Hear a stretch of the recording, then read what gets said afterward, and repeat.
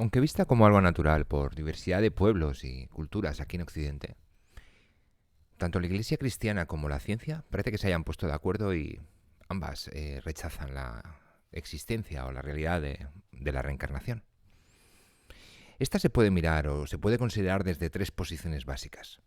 Una que la considera como imposible, falsa o incluso reprobable. Otra que la tiene como una parte del ciclo natural del cosmos y solamente se puede interrumpir en ciertas circunstancias o al haber alcanzado cierto nivel. Y una tercera posición que la ve más bien como una prisión o una trampa, o como el castigo para crímenes pasados o para culpas pasadas, y también como el resultado de la intervención de entidades espirituales más allá de esta realidad. Entre quienes consideran que la reencarnación es imposible, existen dos grupos de personas que no podrían estar más contrapuestas. Por un lado tenemos a la religión, o a la iglesia cristiana, católica, etcétera, y por el otro, pues tenemos a la mayor parte del sector científico materialista.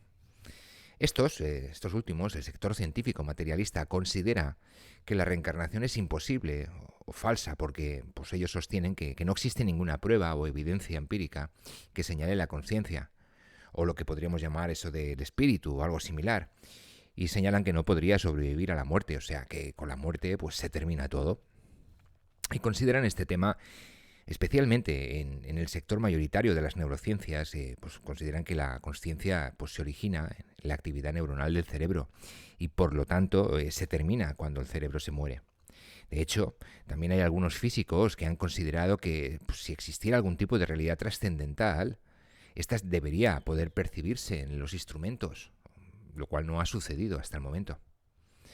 Sin embargo, hay un sector científico en crecimiento que ha empezado a considerar que esta idea de la reencarnación, pues no, esto de que la reencarnación no es posible y de que todo se termina con la muerte y de que a partir de ahí pues ya se terminó todo de forma definitiva, pues empiezan a dudar un poquito, ¿no? Porque hay razones, como por ejemplo que no se ha encontrado ninguna traza química o biológica que indique dónde podría estar almacenada la memoria y no digamos la conciencia, o sea, los neurocientíficos no han logrado detectar, definir o determinar dónde está la conciencia o dónde actúa esta.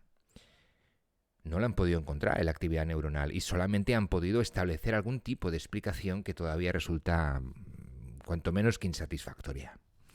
Por otro lado, ha habido una serie de casos extraños que la ciencia no ha podido explicar o desmentir, como por ejemplo los casos de trasplantes, por ejemplo de corazón. Cuando una persona a la que se le ha trasplantado el corazón de otra, pues empieza a actuar como actuaba el donante. Es una especie, pues, como de traslado de personalidad, ¿no? No sé, podría ser epigenética, pero la verdad es que ahí hay ciertas dudas. También existen diversos estudios sobre la falta de correlación entre las neuronas o la actividad neuronal y la energía mental, que han hecho pensar a muchos científicos, especialmente neurocientíficos y psicólogos, sobre la posibilidad de que la conciencia y la memoria en realidad estén en una realidad trascendental al cerebro. O sea, que el cerebro funcione como una especie de antena que las actualiza o las hace realidad en la persona en particular. Esta realidad trascendental ha sido llamada por varios científicos como zona cero o campos de energía cero o vacío cuántico y podría considerarse más o menos equivalentes a esas teorías de los registros o campos akáshicos, ¿verdad?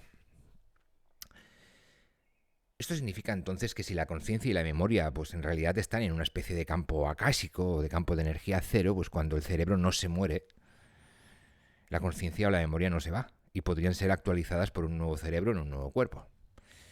Otros investigadores, como el doctor James Stevenson, se propusieron hallar o encontrar pruebas más físicas del fenómeno de la reencarnación. Stevenson, por ejemplo, estuvo durante unos 40 años reuniendo relatos y testimonios de hasta 3.000 niños, 3.000 casos que aparentemente pues, habían reencarnado o eran la reencarnación de personas que habían vivido antes en este plano. Y lo que estaban buscando era pruebas físicas, porque los relatos de los testigos pues, no suelen ser muy bien considerados en el mundo científico como una prueba sólida, pero él quería algo mucho más relacionado con la biología. Y encontró que muchos de estos niños, o la mayoría de ellos, presentaban marcas de nacimiento o ciertas características que coincidían con las personas que supuestamente estaban reencarnadas. Entonces, después de una reunión rigurosa de todos estos elementos, Stevenson pudo llegar a la conclusión de que, efectivamente, estos casos eran lo suficientemente significativos como para pensar que la reencarnación sí era posible. Otras señales, también reunidas por otros investigadores, apuntaban, por ejemplo, a que los niños puedan hablar en una lengua a la que no fueron expuestos, o que conozcan datos personales de personas que jamás conocieron y que jamás hubieran podido conocer. Estamos hablando de niños muy, muy pequeños, como de 3 o 4 años de edad. Entonces, todos estos detalles, todas estas señales han hecho suponer a muchos investigadores de que efectivamente la reencarnación es un hecho. Las iglesias cristianas, como decía, también rechazan la reencarnación, pero por razones muy distintas. Ellos consideran que la reencarnación es herética. Ni siquiera está en la Biblia, porque en su doctrina nosotros o cada uno de las personas o de los seres humanos está identificado con un alma y un cuerpo, y ese cuerpo que muere, ese cuerpo va a resucitar en el día del juicio final cuando Cristo, su Salvador, regrese para salvarnos a todos o para salvar a todos aquellos que se hayan portado bien. Muy entrecomillado lo de bien porque obviamente es según su visión de las cosas. Lógicamente, entre tanto, pues, en la doctrina cristiana, católica, etcétera, por ejemplo, las almas permanecen en el infierno, en el purgatorio o están en el cielo, pero nada más. Y nada de estar ocupando cuerpos nuevos ni nada de eso, porque eso no coincidiría con la promesa de salvación del Cristo de la Biblia, ni coincidiría con esa doctrina del juicio final. Claro, entonces pues obviamente no queda otra que rechazar de plano cualquier idea de reencarnación. Pero entre quienes aceptan la reencarnación como algo natural, como yo, como un ciclo natural del universo, del cosmos, tenemos diferentes tradiciones culturales, inclusive religiosas, que nos apoyan, ¿no? Una de estas tradiciones más antiguas que hablan de la reencarnación es la percepción o la concepción de los celtas sobre las almas. Ellos pensaban que las almas transmigraban, iban de un cuerpo a otro, de un cuerpo viejo que moría a un cuerpo joven que nacía. También la filosofía griega antigua, por ejemplo los pitagóricos, o Platón mismo, pensaba que la reencarnación era un medio por el cual el hombre se perfeccionaba, como Son Goku, porque solamente se alcanzaba cierta perfección si el alma podía cumplir esos ciclos de reencarnación. En otras tradiciones también encontramos esa idea de la transmigración de las almas, por ejemplo en algunas culturas de África o incluso en algunas culturas en América. Y es muy, muy significativo la manera en que se ve este tema en el misticismo oriental. En el misticismo oriental, en general, se tiene la noción de que todos estamos en un ciclo interminable de renacimiento y muerte. Este ciclo, pues que se conoce como el samsara o la rueda del samsara, en la que de forma cíclica nacemos, nacemos y morimos.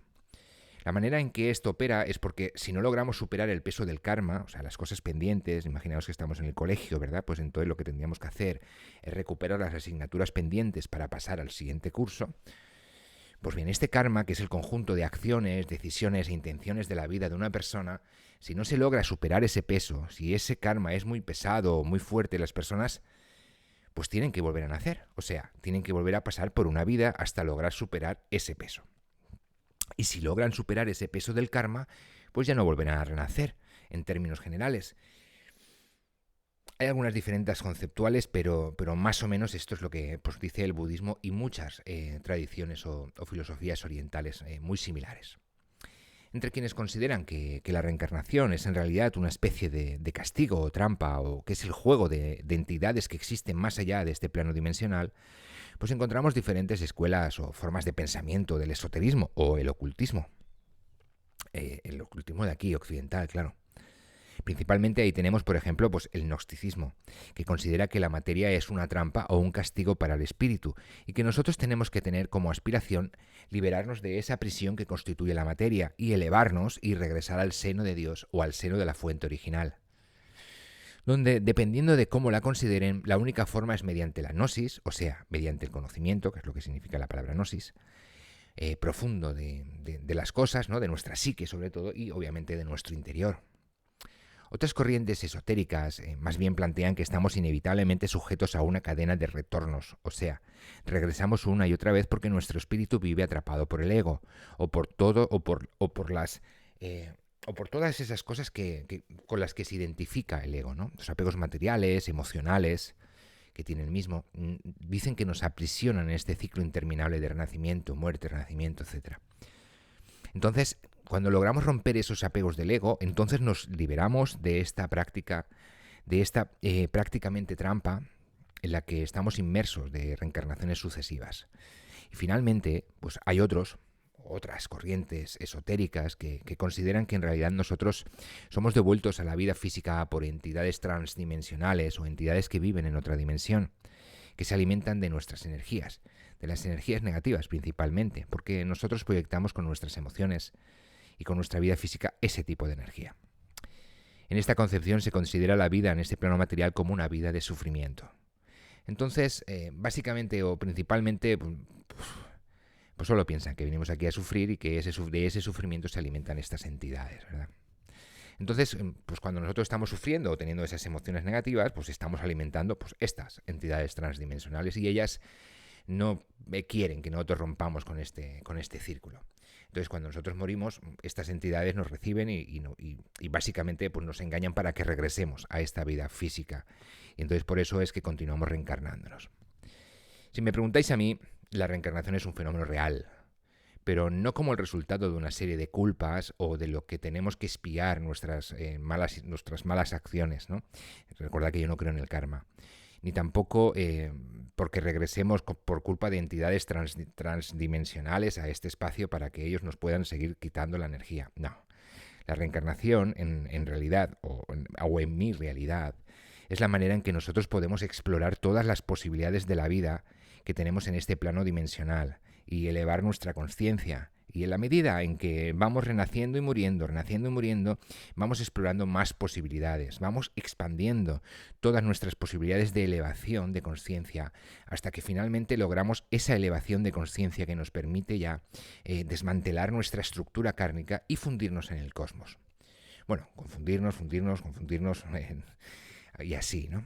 Pero para eso es muy posible que retiremos una infinidad de que repitamos, una infinidad de veces el tema de la reencarnación. E incluso habrá personas que no lograrán de una u otra forma elevar su conciencia y estarán sujetos a esta cadena durante mucho más tiempo que el resto, ¿verdad? Habrá personas también que, aunque hayan elevado su conciencia, piensen o consideren o sientan que tienen una misión que cumplir y que deben regresar para completar esa misión. Estas personas serán encadenadas a esta reencarnación, no serán encadenadas a esta reencarnación, sino que optarán por una reencarnación para cumplir esa misión. ¿Y cuál es la diferencia? Bueno, la diferencia es la forma en que vivimos, si vivimos de una manera consciente o si vivimos de una manera inconsciente. Y lo mismo pasa con nuestra muerte. No es igual morir de forma consciente que morir de forma inconsciente. Cuando actuamos de manera consciente, nuestras posibilidades de elegir o de optar se van ampliando. Entonces, ya no es que regresemos porque no nos queda más remedio que regresar, sino que regresamos porque lo hemos decidido. Esto significa que todos tenemos no una, sino muchas vidas pasadas. Ahora, no las recordamos porque cada vez que regresamos ante la posibilidad de explorar toda una forma, queremos que todo sea una vida nueva. Es un renacer en todo sentido. Volvemos para expandir nuestras posibilidades y para tener toda una nueva serie de experiencias. De todas formas, hay personas que siempre pues sienten curiosidad, ¿no? Por saber cómo lo habrán vivido o habrán sido en otras vidas pasadas. Algunos piensan que estaría ahí la clave de su felicidad o de su infelicidad. Sin embargo, no es plausible que las posibilidades de tener una vida plena o feliz dependan de que uno recuerde una vida pasada o no. Porque ya de por sí es bastante difícil lidiar con muchas situaciones en nuestra vida actual para después tener que también lidiar con situaciones que quizás, solo quizás, hemos vivido en vidas pasadas y que tal vez no hemos resuelto. Pero es posible acceder al recuerdo de vidas pasadas por medio de dos vías. Una es la posibilidad de acceder a esos registros acásicos, quien crea en ellos, obviamente, yo no estoy hablando de mis creencias, sino de lo que se podría hacer según las teorías, para lo cual se requiere toda una formación y un entrenamiento. Y la otra es poniendo atención a ciertos indicios o ciertas señales que podrían darle a uno a entender cómo pudo haber sido, ¿no?, esa vida anterior. No todas las vidas, pero sí por lo menos la anterior a la que estamos viviendo ahora. Saber sobre qué tipo de vida anterior tuvimos, saber si vivimos en tal lugar o si conocimos a otra persona, el tipo de información, pues no es necesariamente importante o relevante para tener una plena expansión de nuestras posibilidades en la vida presente. Porque al fin de cuentas estamos en esta vida para expandir nuestras posibilidades, para alcanzar esa felicidad que hemos estado buscando y también para elevar nuestra conciencia, de tal manera que podamos llegar a un estado de felicidad, de paz, que al final de cuentas estamos buscando. Y esto es lo que más nos satisfacería a cualquiera de nosotros. Entonces, preocuparse mucho por las vidas pasadas a veces se puede volver una obsesión, que más bien va a traer más frustración, más infelicidad y más intranquilidad del beneficio que podría aportar. Y de todas formas, sin importar lo que uno haya hecho en el pasado, me refiero a vidas anteriores, pues sabemos que lo que más importa es lo que hagamos en el presente o en esta línea espacio-temporal en la que ahora habitamos, y lo que decidamos hacer con este tiempo, con el que se nos ha dado ahora, en estos momentos, y con las decisiones que estemos tomando. Como muchas otras cosas que venís viendo en esta temporada, a veces tenemos más preguntas que respuestas, pero insisto en que el buscar, la búsqueda en sí misma de estas preguntas, ya no de las respuestas, de estas preguntas, es lo que particularmente a mí me motiva. Dicho esto, no me queda más que despedirme, recibir un fuerte abrazo